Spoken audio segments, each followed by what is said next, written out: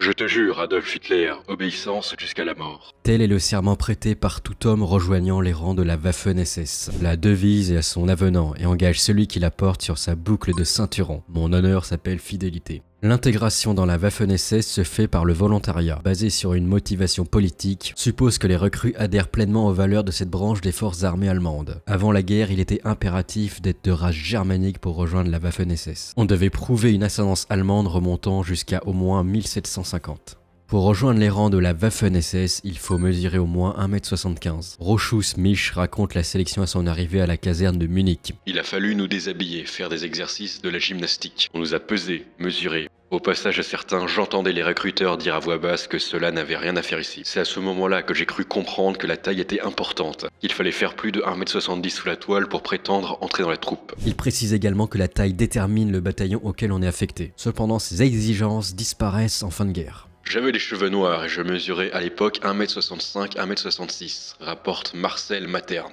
Malgré nous. Mais qui peut bien rejoindre les rangs de la SS? Le jeune Günter Grass, futur prix Nobel de littérature, rejoint finalement les rangs de la Waffen-SS en automne 44. La 10e Panzer SS Frundsberg. Il nous livre ses sentiments. Pour moi et là, je suis sûr de mes souvenirs. La Waffen-SS n'avait rien d'horrible. C'était une unité d'élite qu'on engageait toujours là où ça sentait le roussi, et qui avait à déplorer les plus grandes pertes. C'était du moins sa réputation. Cependant, d'autres témoins rushing a avoué leur sympathie pour le régime. Rochus Mich, SS et garde du corps du Führer, prétend qu'il ne s'intéresse ni au parti ni à la politique. Lors de son appel, il aperçoit des hommes faisant la promotion de la Verfügungstruppe et prétend que le fait de lui avoir fait miroiter un poste de fonctionnaire à l'issue de son service suffit pour le convaincre. Faut-il le croire lorsqu'il écrit ces lignes?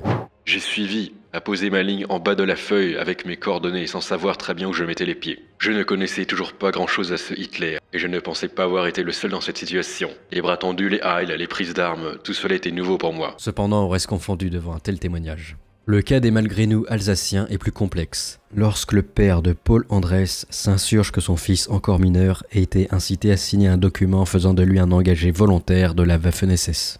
Selon les dires de la famille, le jeune homme a signé librement en 1944, suite à un exposé présenté devant lui et ses camarades sur les buts de l'armée politique et sa lutte pour le Grand Reich allemand, ainsi que par des expériences vécues au front. Cependant, certains ont été enrôlés de force. Marcel Bols fait partie de ceux qui ont visiblement été enrôlés de force. Les signatures à en croire étaient obtenues par la peur, sous les injures et les menaces, notamment de représailles sur la famille. La Waffen-SS, armée politisée s'il en est, se veut résolument national-socialiste, tandis qu'elle considère la Wehrmacht et en particulier la R comme réactionnaire. Une appréciation qui ne reflète aucunement la réalité. À l'instar de cette dernière, l'instruction politique est confiée aux chefs d'unité dans la Waffen-SS. Sans doute ont-ils un profil qui les qualifiait d'emblée pour cette tâche. Endoctrinés car les Waffen-SS sont significativement soumis à davantage de cours politiques que les autres unités. Ces soldats sont persuadés d'être des surhommes et être les meilleurs représentants de la race aryenne. Runes et têtes de mort de leur uniforme noir au felgro, tenue ou couvre-casque camouflé, de même que le tatouage de leur groupe sanguin sous leurs aisselles gauches participe à ce sentiment d'exception. On inculque aux recrues l'éthique SS qui suppose une dureté sans pareille. L'absence de pitié pour l'ennemi, une témérité plus marquée et surtout un mépris des règles de la morale communément acceptées. La brutalité reste un mode d'action répandu. Dans la Waffen-SS, on se prononce par « Ir », monsieur, avant le grade de son supérieur. Le tutoiement est même accepté. Mieux, le code de l'honneur permet aux officiers SS de régler leurs différends dans un duel à l'épée. L'entraînement, visant à préparer une élite sans peur et téméraire, physiquement irréprochable et ardue, accorde généreusement la place aux exercices à balles réelles. On en va jusqu'à faire ramper les recrues sous les tirs d'artillerie et de mortier. Et ce sans égard pour les pertes. Ceux qui passent l'épreuve avec succès ne peuvent qu'être les meilleurs. L'accoutumance aux grenades représente un exercice de courage. Le soldat doit demeurer debout dans sa tranchée, impassible. Lorsque l'instructeur jette la grenade à manche à une quinzaine de mètres de lui, cette formation au plus proche des zones de combat va se généraliser au sein de toutes les armées. Mais quand elle est adoptée par la Waffen-SS dans l'entre-deux-guerres, cette innovation choque les plus raides tenants de la tradition prussienne.